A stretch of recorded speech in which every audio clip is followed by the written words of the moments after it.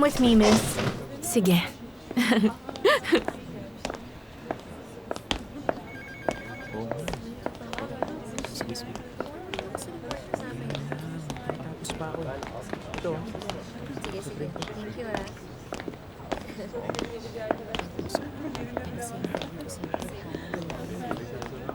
Sagutan mo yung forms, then Mr. Bora will interview you later. Merhaba, girls. Merhaba. Well, galingan natin. May the best one win na lang sa atin.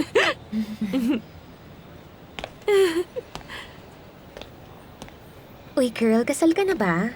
Yvette, bakit mo natanong? Naku, sayang ka naman. Kahit saan ka kasi mag-apply ngayon, mas gusto nila yung single eh. Ayaw ng mga boss sa taong may asawa at mga anak. Distraction lang kasi yun. Totoo. Yung salary pala, 8. bibigyan kita ng tip. Mas gusto ni Mr. Bora yung applicants na mataas ang asking rate. Ambitious ang tingin niya sa mga ganun kaya ine-negotiate niya. About pala sa educational attainment, open university na lang. Come on, sa tingin mo ba i-consider nila yung undergraduate applicants? Alright, kukunin ko na yung forms. Eto na. Eh, kararating mo lang, di ba? At natapos ko kaagad. Ilang oras na kaya kami nandito? Wala, ganun talaga eh. Pinapunta ako ng boss mo. Ito po yung card. Pinagtripan ng pusa ko yan. Kaya nagkaganyan. Nginat-ngat niya. Nakita mo naman, di ba? Kaya may bilog sa gitna yan. Pero okay pa yan. Nakikita pa ang pirma. Alam mo naman ang pirma ni Mr. Bora. At saka card lang naman yan. Basta ang sabi ni Mr. Bora, pumunta raw ako rito. Sinabi niya rin na the job's ready. Kaya ayun, nandito na ako. Sa kanya galing yan.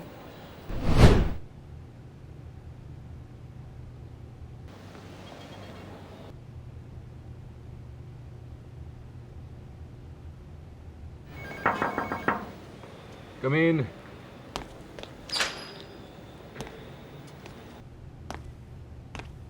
You can put the form on my table.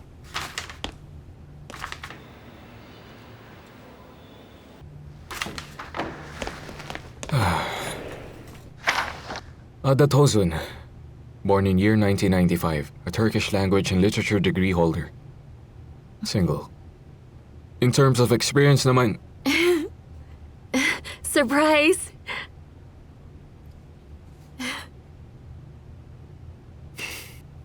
I'll ask you a valuable and important question. Don't worry, it's very simple. Kahit anong tanong. What do you think you're doing here? Di ba sinabi mo sa akin na tawagan lang kita?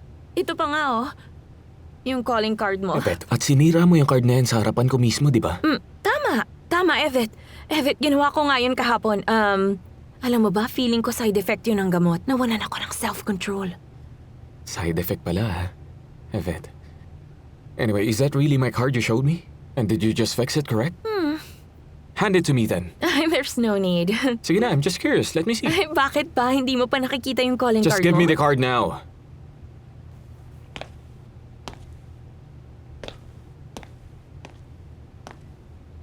Ang galing. Just look at this card. It's wonderful. Pero alam mo ba, this will become a masterpiece if nahanap mo yung nawawalang piece. Hinanap ko yun pero hindi ko na Kasi, Mr. Bora, alam ko namang naging sakit sa ulo niyo ako kagabi. I'm really sorry about that. Pero kahit anong sabihin mo sa akin ngayon, sige lang, sorry talaga. The doctor told me that having a headache is normal after the accident. Wala siya sinabi about personality change. Tama! Tama nga. Pero feeling ko nangyayari talaga siguro yun first time ko yung ma-experience. Hindi rin ako sure. Nabasa mo, di ba? Mr. Bora, I'm Ada Tozun. I was born in 1995. Turkish language and literature degree holder ako. At single ako. Very single ako. Wala You can akong try sabi. joining a contest. From there, pwede ako mag-decide kung okay ka ba o hindi. Then we'll see the next step, alright? How is that? Okay ka na ba? Grabe, ang galing mo palang magpatawa, no? Hindi ko in-expect. Magandang sign yan, Mr. Bora. Ang galing, napatawa mo ko. Mr. Bora, all my life ay nagsusulat na ako. At ito nga ang isa sa mga ginawa ko. Go ahead, read it. We do not waste time evaluating applicants with no expert experience. You can leave now. This job's not for you. Imposible talaga makapasok agad, no? Pero pwede naman ako magsimula sa, kahit anong posisyon muna hanggang pwede na sa dream job ko.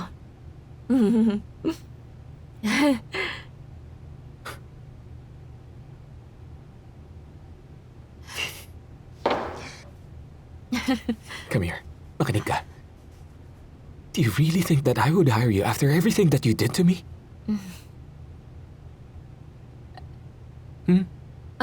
Mr. Bora, kagabi yung nangyari, nagsisisi ako. 45K.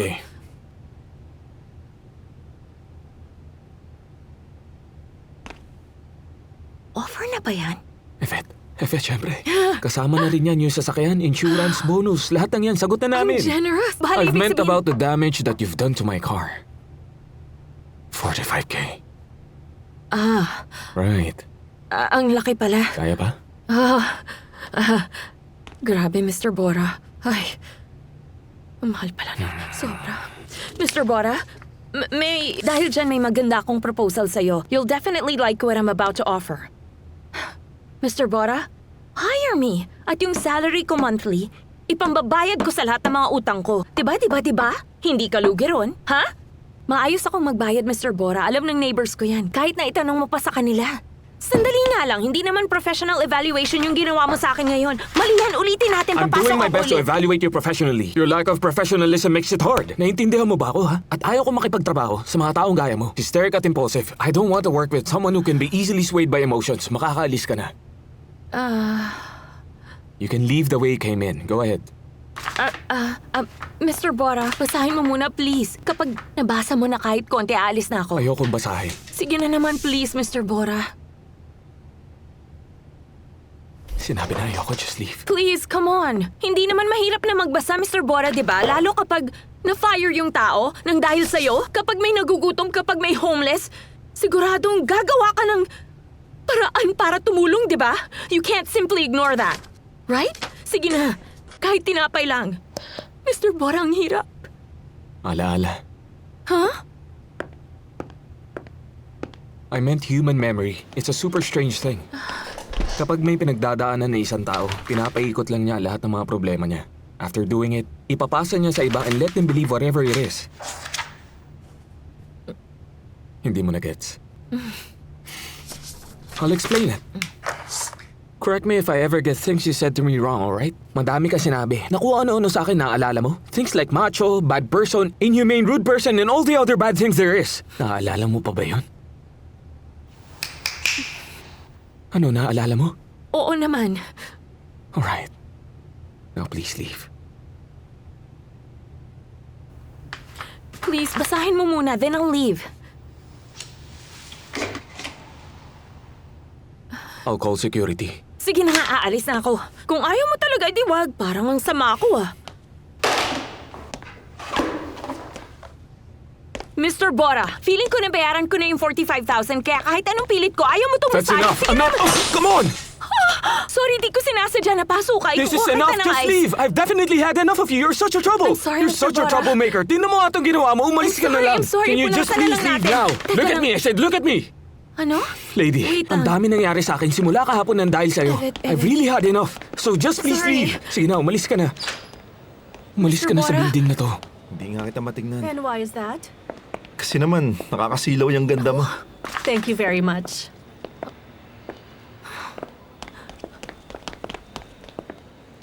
Hindi ko pa naramdaman to dati. Alam mo ba yon? At wala pa ako nakikilalang babae na gaya mo. I'm very impressed. Well, that's life, I guess. Evet, tama. Wala yung cellphone ko. Naiwan ko yata. Mauna ka na lang. Babalikan No ko muna. problem, I'll go ahead.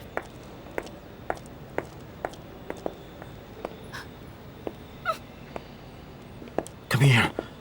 Halika rito. Ay, Ruskar!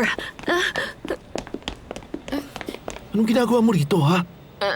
Sorry talaga kagabi. Alam ko na sumobra ako sa nagawa ko sa'yo. What if pag-usapan na lang natin, di ba? Baka maayos pa natin. Ada, please. Tapos na tayo. Tapos na. Ba't mo pinipilit? Kalimutan mo na. Yung babae na yun ba ang dahilan kaya ayaw mo na sa akin, ha? Pwede rin naman ako mag-makeup, ah. I can also change the way I dress. Gusto mo nang naka-high heels? Pwede ako magsuot nun. Ba't mo babaguhin ang sarili mo? Ba't mo ginagawa to? Please, look at yourself, Ada. Ayan ka na talaga. Hindi mo kailangan magbago. Wala namang masama na maghihiwalay tayo. Ito na magiging path mo at ito ang path ko. Garrett, we're over. Magbabago ako. Seryoso ako. Promise ko yan. Kaya ko maging ibang tao para sa'yo. Kaya sige na. Please give us a chance. Sige na naman, Ruskar. Ada, please lang, napapagod na ako sa'yo at pinapagod mo lang ang sarili mo. Sige na, nasa workplace tayo. Umuwi ka na. I'll be there. Pupunta ka talaga? Evet, para makapag-usap tayo. Okay?